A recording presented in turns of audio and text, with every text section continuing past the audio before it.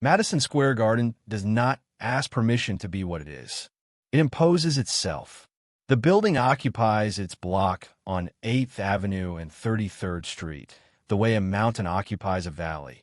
Not aggressively, but with the complete indifference of something that has been there long enough to stop noticing everything smaller. The corridors inside smell of concrete and old tobacco and something organic that decades of human competition have baked into the walls permanently. The fluorescent lighting in the back hallways is the color of winter mornings. The sound carries strangely. Somewhere distant, always there's a sound, a murmur, an echo of crowds long gone that the building has not finished processing. Tonight, however, there was a present crowd, and it was not distant. The event was a promotional gathering. The boxing commission had organized it in the arena's secondary hall, a large room adjacent to the main floor, high-ceilinged, able to hold several hundred. Not a fight night. A convergence of the fighting world's various factions. Promoters, managers, working press, several fighters of note. The kind of room where the business of violence conducted its social face. Where men who arranged other men's suffering wore suits and shook hands and spoke in the careful language of commerce. The walls were hung with framed photographs. Every major fight that had ever occurred within these walls. Championship bouts, legendary decisions, moments that had entered the permanent record of sport. The faces looked down from the photographs with the fixed authority of the finished and the confirmed. They were done proving themselves. They had already been proven. The crowd below the photographs was approximately 200 people. They moved and gathered and separated in the way of rooms where the social arithmetic is being constantly recalculated. Who is near whom, what that proximity means, who is being seen and who is being avoided. The room had several visible centers of gravity. The largest, most obvious, was near the north end. Muhammad Ali held the room the way he always held rooms. Not by effort, by mass. Social mass, physical mass, the accumulated mass of a man who had been the most discussed human being on the planet for the better part of a decade and had not diminished under that discussion, but grown. He was at the center of a group of 8 or 10 people, speaking with the easy authority of a man who has never needed to raise his voice to be heard above a crowd, because crowds have always quieted themselves for him. He wore a dark suit, no tie, the collar open, dressed well, but not formally, the outfit of a man who can set his own dress code by simply being present. He was laughing. Something someone had said. The laugh was genuine, the full version, the one that reached his eyes and changed the geometry of his face. Around him, the room organized itself accordingly. Journalists held their notebooks loosely, not recording, simply nearby. Promoters stood at a slight angle, present but not presumptuous. Fighters, even large ones, stood with a quality of deference that the room's architecture imposed on all of them. The hierarchy was plain. There was a question in the room, not spoken aloud, not yet, but present, the way questions are present before they become language. The room did not know it was waiting, but it was waiting. Near the south entrance, the door opened. No herald, no announcement, not even the clearing of a path, because no path had been prepared. A man walked in. He was in a dark jacket, hair neat, carrying nothing. He moved through the door with the unhurried purposefulness of someone who knows exactly where he is going and has no interest in being observed en route. He moved through the outer edge of the crowd without touching it, without looking at it, without acknowledging the machinery of the room's attention. He found a space near the far wall and stood. The people nearest him looked, made their calculations, looked away. Bruce Lee had arrived, and the room, in the brief moment before it recognized him and reassigned his value, saw only what its first instinct told it. A small man, standing alone, requiring nothing from anyone. It judged accordingly. This was the last moment the room would be that wrong about anything for some time. The recognition traveled slowly. Not because Bruce Lee was unknown. By 1972, His name had currency in enough circles that rooms like this one had at least a theoretical familiarity with who he was. But theoretical familiarity is not the same as seeing. And seeing, for most of the people in that room, produced the same recalibration it always produced. He was not what they expected. Expected was larger. Expected was broader across the shoulders, louder in the posture, more immediately legible as dangerous. Expected was the visual vocabulary of men who fought for a living, the particular density that years of impact and conditioning write onto a body. Expected announced itself. Bruce Lee's body did not announce itself. He was 5'7", 135 pounds in condition, which he was always in. What was visible under the jacket was precise, not absent, not underdeveloped, but concentrated in a way that read as small until you understood what you were looking at, which most people in that room did not yet understand. The word traveled in the way words travel in rooms full of people who know how to whisper loudly. That's Bruce Lee. The phrase moving from cluster to cluster, producing the same response in most clusters. A turn of the head, a look, a brief measurement, a private conclusion. Ollie heard it. He was mid-conversation when the name reached him. His eyes tracked to the far wall with the speed of a man whose attention is always partly occupied with scanning the room for significant information. He found Bruce Lee. He looked at him for a moment with the assessing quality that was simply how he processed things, not rudely, not dismissively, but with the efficient honesty of a man who looked at things directly and decided what they were. He made a decision. He excused himself from his conversation that he walked across the room. Ollie crossing a room was an event in itself. The crowd gave way. Not consciously, people simply moved. The sea parting not from command, but from the logic of mass in motion.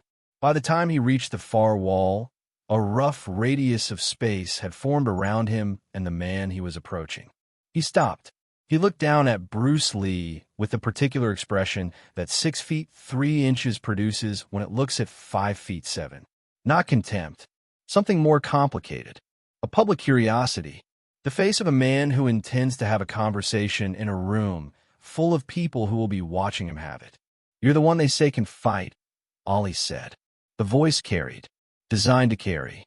Not shouted. Simply projected with the natural amplification of a man who had been performing since childhood.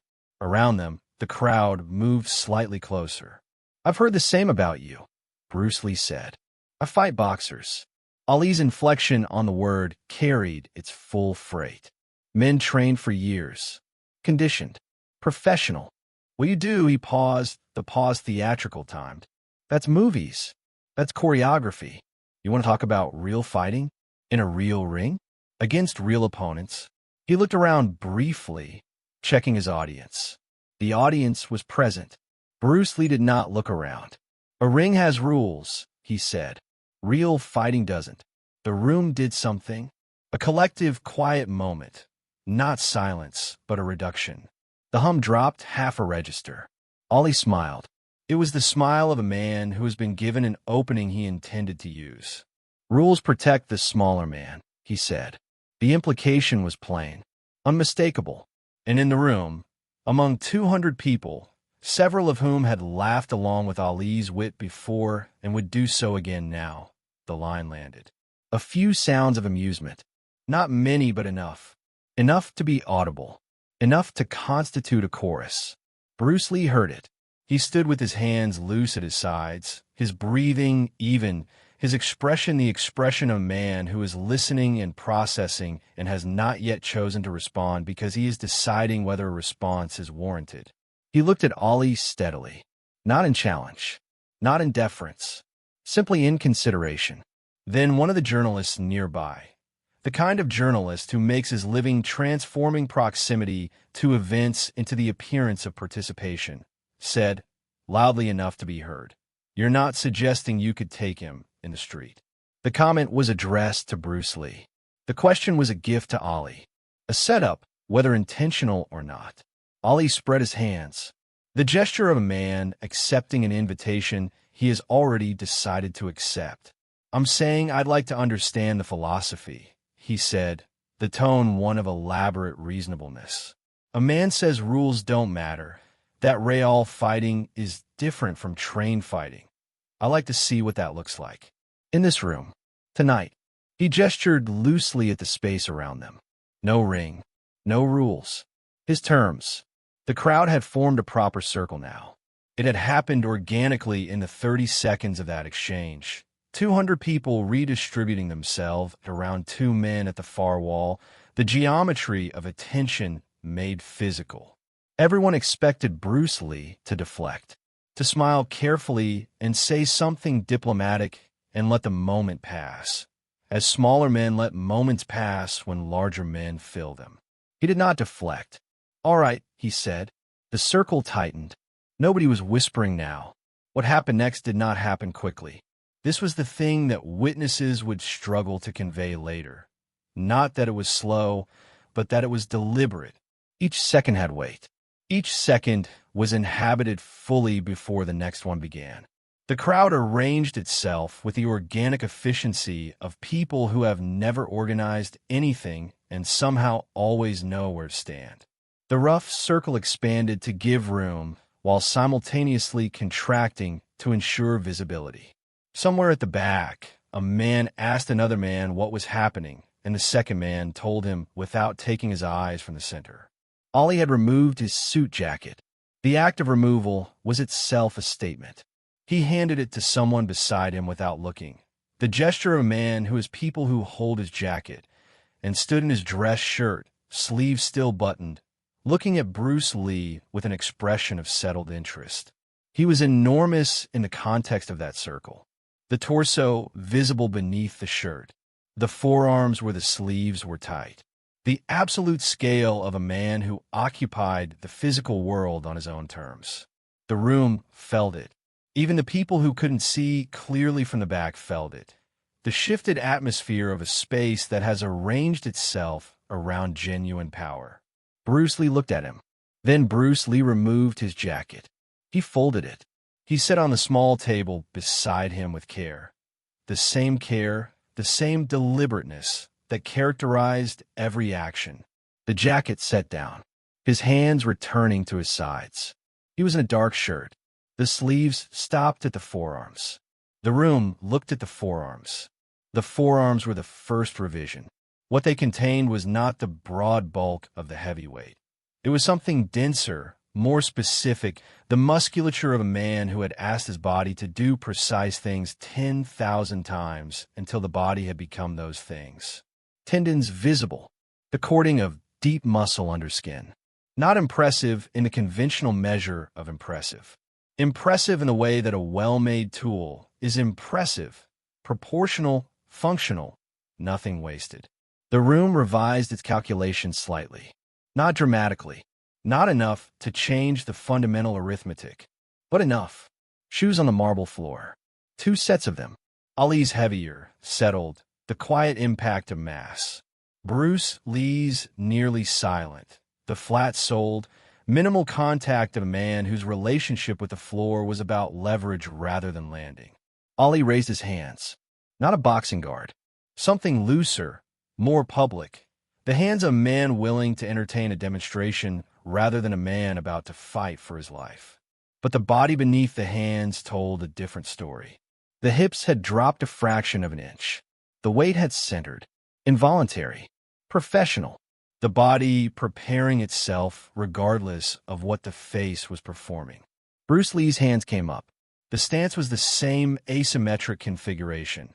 Left hand forward and mobile, right hand back and patient. The body turned slightly sideways, presenting a narrower target. The knees soft. The entire architecture communicating. I'm not fixed here. You do not know where I will be. Somebody in the crowd coughed. The sound was sharp, and then swallowed by the attention of the room. Ollie looked at the stance. He looked at it carefully. His eyes moved over it with the professional reader's survey, cataloging what he recognized, flagging what he didn't. Interesting, he said. A single word. The quality of a man who has made a note. He feinted. Left shoulder roll. Small, precise. Designed to read the response time. Bruce Lee did not move. Ali's eyes changed. He fainted again, more committed, the weight genuinely shifting. Bruce Lee watched, his eyes on Ali's torso, the chest, the hips, the true signal. The room's breathing had collectively quieted. People were not aware of breathing less. But the ambient sound of 200 people filling their lungs had dropped perceptibly. Ali smirked, the particular smirk of a man who has decided this is manageable. The smirk said, "I see how this goes." It said, "I have been here before." It said, in the language of a body that had never truly been afraid of what stood in front of it, "This is going to be fine." He planted his left foot. The signal. He threw the jab. Madison Square Garden's secondary hall. Among 200 witnesses, in a circle of cleared floor with no ring and no bell, Muhammad Ali threw the jab. It was not his hardest. He was not trying to end it. It wasn't there. Bruce Lee was inside it. The slip was minimal, head displacing 2 inches left and down. The jab's trajectory revised from chin to air, and in the same motion, the same unbroken sequence of intention, his right hand arrived. 2 knuckles, first and second finger, solar plexus, compact, short. The distance from his right hip to Ali's body measured in inches. The impact was not dramatic in sound. The effect was immediate. Ali's breath left him in a short, compressed expulsion. His torso bent forward 1 degree, 2. The body's honest response to neural interruption, the diaphragm contracting involuntarily around a message it had received without permission. He stepped back. 1 step, controlled, professional. The backward step of a man managing information, not fleeing it. The crowd made a sound that had no word. Ali reset. His guard came up. His eyes had changed from what they'd been 30 seconds ago. The performance layer was gone, stripped by impact, and what was visible below, it was something genuine and focused and extremely attentive. He circled. Bruce tracked him. The pivot of 1 foot, the rotation of the whole body around that single point of contact with the floor. Minimal energy expenditure. Maximum angular coverage. The way a turret rotates, smooth, powered by the smallest necessary mechanism. Ali jabbed again. Faster this time.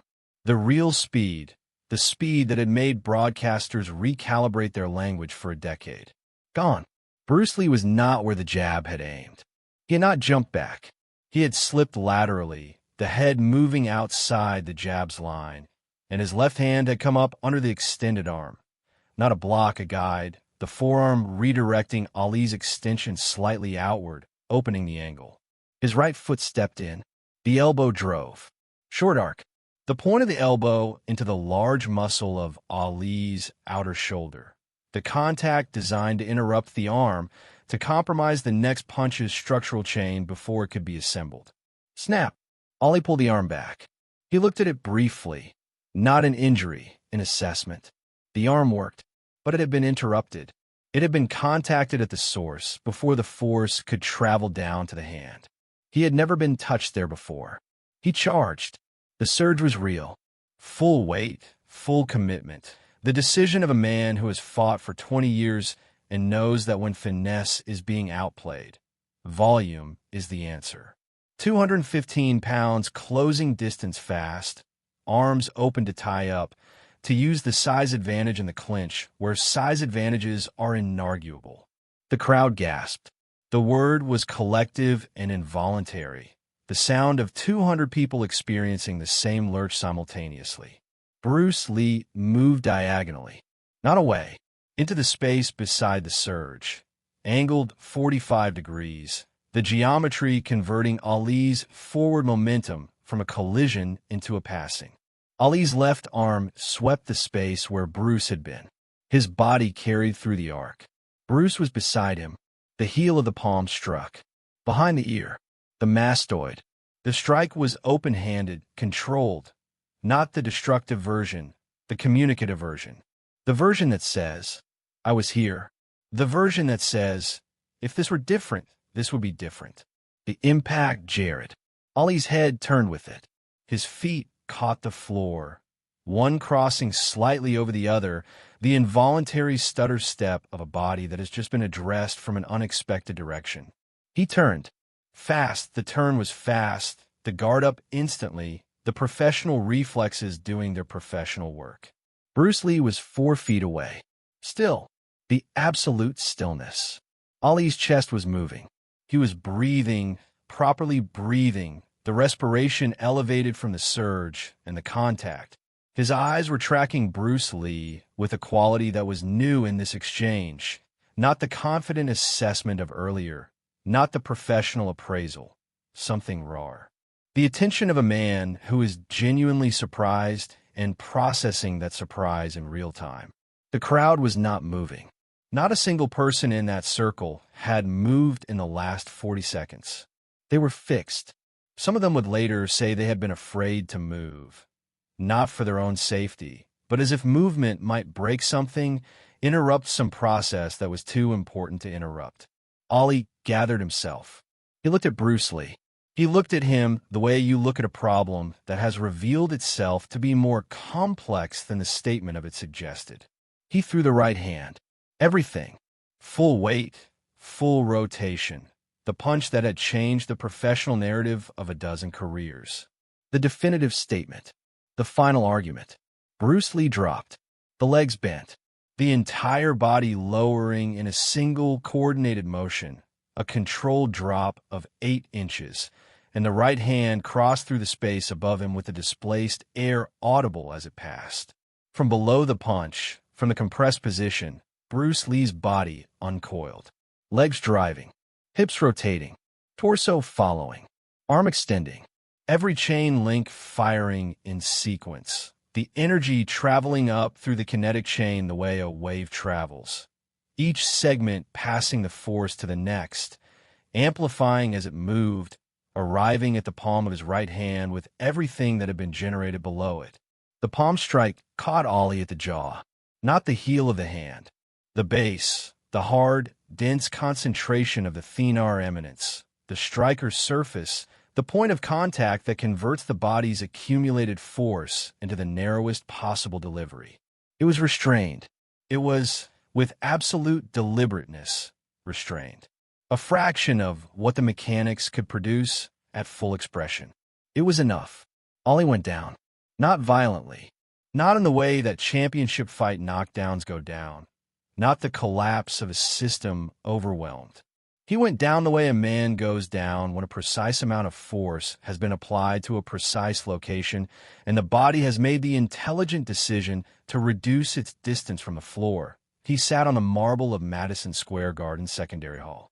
In front of 200 people. Silence came. Not gradually. Immediately. The way silence comes when something happens that resets the room's operating assumptions. The silence of a famous room is different from other silences. Madison Square Garden had produced its share of silence over the decades. The hush before great events, the suspended breath of crowds awaiting something enormous. But those silences had been anticipatory. They had leaned forward. They had contained the future in them. This silence leaned backward. And what had just happened? Into the revision of what had been understood 30 seconds ago. Ali was on the floor. He was not injured. This was apparent and would be confirmed. He sat with both hands on the marble behind him, his weight back, his legs extended. His chin had been turned by the impact, and his head was clearing with the methodical efficiency of a man whose physiology had been conditioned for exactly this kind of disruption. The body knew what to do. The body was doing it. What was slower to process was the mind. He looked at the floor in front of him, then at his hands, then at the circle of people around him. The 200 faces, all of them facing inward, all of them looking at him, every face a version of the same expression, a kind of stunned inquiry, the look of people trying to categorize something that is resisting categorization. His jaw worked once. Testing. Fine. Near the front of the crowd, a journalist had his notebook open and his pen frozen above it. He was not writing. He was staring. He would write later, would write at length, in the careful language of a man trying to do justice to a thing he had witnessed.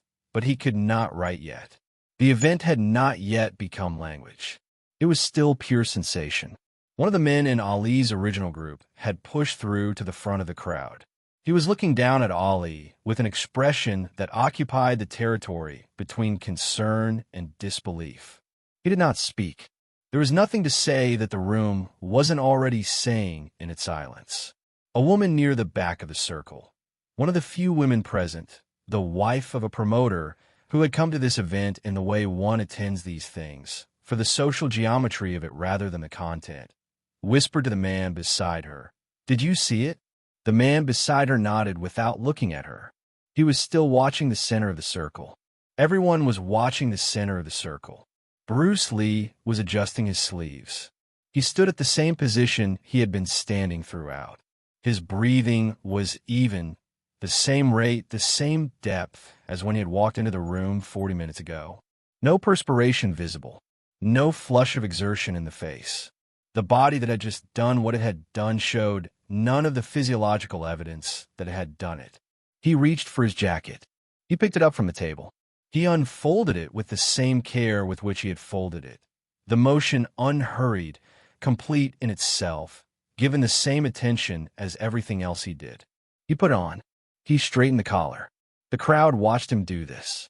Something about the absolute normality of it, the routine care, the complete absence of theater, made it more powerful than any celebration would have been. A man putting on his jacket. Nothing more, nothing less. Everything he needed to say had already been said. Ali was standing. He had come up from a floor with the dignity of a man who has chosen how to stand and is executing that choice. His guard was not up. His hands were loose. He looked at Bruce Lee. Something had settled in his expression. The performance quality, the showman's face, the public Ali, the version the room was accustomed to, had been stripped by the experience and had not yet reassembled itself. What was left was something interior, something that belonged to the man rather than the persona. He looked at Bruce Lee for a long moment. Bruce Lee looked back. The room was still not moving. "You're not fighting for style," Ali said. The voice was quiet. Not the projected voice from before, the private one. "You're fighting for something else." Bruce Lee said nothing for a moment. Then, "I'm not fighting at all."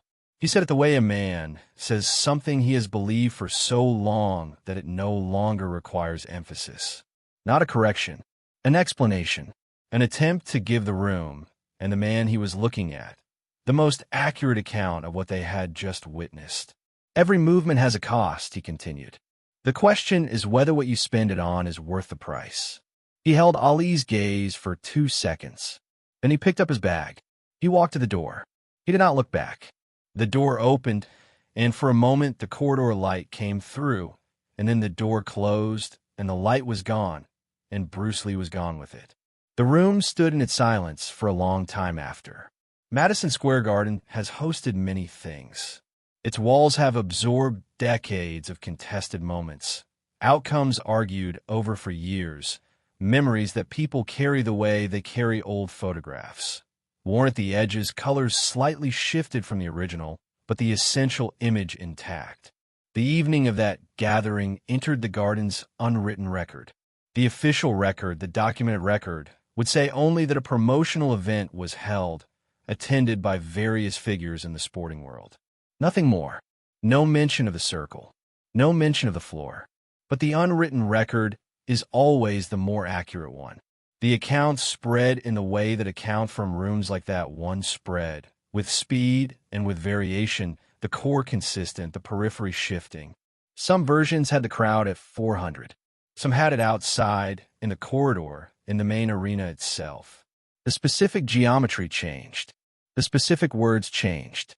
What did not change? The part about the floor. The part about the jacket. The part about the man walking out without turning back. Ali was asked about it, directly by several journalists over the months that followed, in context that made it easy to deny or to minimize. He declined both options. He said, in the careful language of a man who has weighed his words and found that simple accuracy serves better than management, that he had encountered a man who understood something about fighting that he had not understood before. When pressed to elaborate, he said that he had spent 20 years learning how to fight inside a defined structure. A ring, rules, a specific tradition. And within that tradition, he was what he was. But that tradition was not the only tradition. And the man had shown him with a kind of patience and economy that he respected, what another tradition looked like when it was fully expressed. He did not say he had been beaten. The word he used was instructed. In a martial arts community, the story arrived with a particular resonance of confirmation. It confirmed what the practitioners already knew, what they had been trying to communicate to a sporting world that spoke only the language of boxing and wrestling and the structured traditions of organized combat. It confirmed that the things Bruce Lee was teaching, writing about, demonstrating in controlled settings, the philosophy of formlessness, the rejection of fixed style, the idea that the truest fighting was the one that responded to the actual situation rather than the practice template, were not theoretical. They were operational. Bruce Lee continued teaching. He continued writing. He continued the project he had been building for years, the attempt to articulate in language what he had spent decades embodying in motion. The question that Ali had raised publicly in a room full of witnesses about the validity of a street fighting philosophy, the question that had been intended as a challenge, as a diminishment, as a public marking of territory, that question had been answered. Not an argument. In action. In the 8 seconds of motion on the marble floor. The people who had been in the room that night told the story for the rest of their lives. Not because they needed to, because some experiences require the act of telling. Because some things are too large for a single witness and need to be distributed across many to be fully held. Because being present at something true leaves a person with an obligation to that truth, to carry it, to pass it, to ensure that it travels further than the room where it happened. The room had held 200 people. The story held considerably more. And at the center of it, always, was the same image, a man in a dark jacket, walking through a door, without ceremony, without glance backward. A door closing. The sound of footsteps in a corridor diminishing. And behind him, a room full of people standing in the particular silence of those who have been shown something they will spend the rest of their lives trying to fully understand. Because the question was not what he could do. The question had never been what he could do. The question was how something so quiet could contain so much. The answer was always the same. It was quiet because it didn't need to be anything else. The most dangerous thing in the room never announced itself. It was already finished before the announcement would have arrived.